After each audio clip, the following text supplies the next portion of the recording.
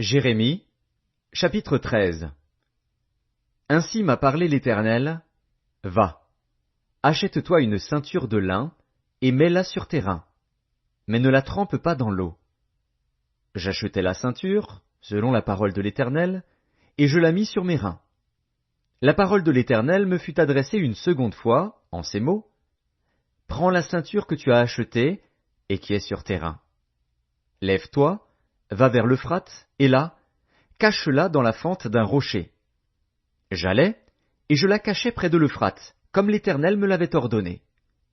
Plusieurs jours après, l'Éternel me dit, lève-toi, va vers l'Euphrate, et là, prends la ceinture que je t'avais ordonné d'y cacher.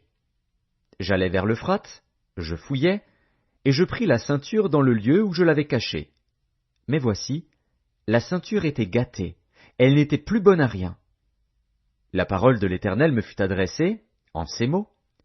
Ainsi parle l'Éternel, c'est ainsi que je détruirai l'orgueil de Juda et l'orgueil immense de Jérusalem.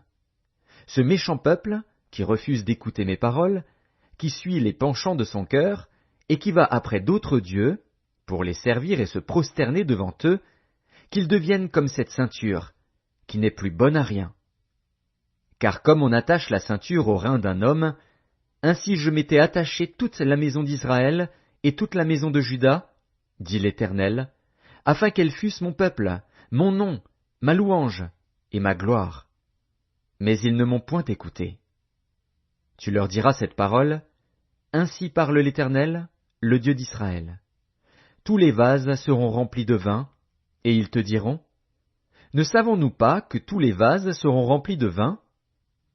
Alors dis-leur, ainsi parle l'Éternel. Voici, je remplirai tous les habitants de ce pays, les rois qui sont assis sur le trône de David, les sacrificateurs, les prophètes, et tous les habitants de Jérusalem, je les remplirai d'ivresse.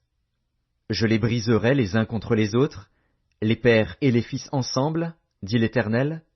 Je n'épargnerai pas, je n'aurai point de pitié, point de miséricorde. Rien ne m'empêchera de les détruire. Écoutez et prêtez l'oreille. Ne soyez point orgueilleux, car l'Éternel parle. Rendez gloire à l'Éternel, votre Dieu, avant qu'il fasse venir les ténèbres, avant que vos pieds heurtent contre les montagnes de la nuit. Vous attendrez la lumière, et il la changera en ombre de la mort, il la réduira en obscurité profonde. Si vous n'écoutez pas, je pleurerai en secret à cause de votre orgueil. Mes yeux fondront en larmes, parce que le troupeau de l'Éternel sera emmené captif. Dis au roi et à la reine, asseyez-vous à terre, car il est tombé de vos têtes, le diadème qui vous servait d'ornement. Les villes du Midi sont fermées, il n'y a personne pour ouvrir. Tout Juda est emmené captif, il est emmené tout entier captif. Lève tes yeux et regarde ceux qui viennent du septentrion. Où est le troupeau qui t'avait été donné, le troupeau qui faisait ta gloire? Que diras-tu de ce qu'ils te châtient? C'est toi-même qui leur as appris à te traiter en maître. Les douleurs ne te saisiront-elles pas, comme elles saisissent une femme en travail? Si tu dis en ton cœur, pourquoi cela m'arrive-t-il? C'est à cause de la multitude de tes iniquités que les pans de tes habits sont relevés, et que tes talons sont violemment mis à nu. Un Éthiopien peut-il changer sa peau, et un léopard ses taches? De même, pourriez-vous faire le bien, vous qui êtes accoutumés à faire le mal? Je les disperserai, comme la paille emportée par le vent du désert. Voilà ton sort, la part que je te mesure, dit l'Éternel, parce que tu m'as oublié et que tu as mis ta confiance dans le mensonge. Je relèverai tes pans jusque sur ton visage, afin qu'on voie ta honte. J'ai vu tes adultères et tes hennissements, tes criminelles prostitutions sur les collines et dans les champs. J'ai vu tes abominations.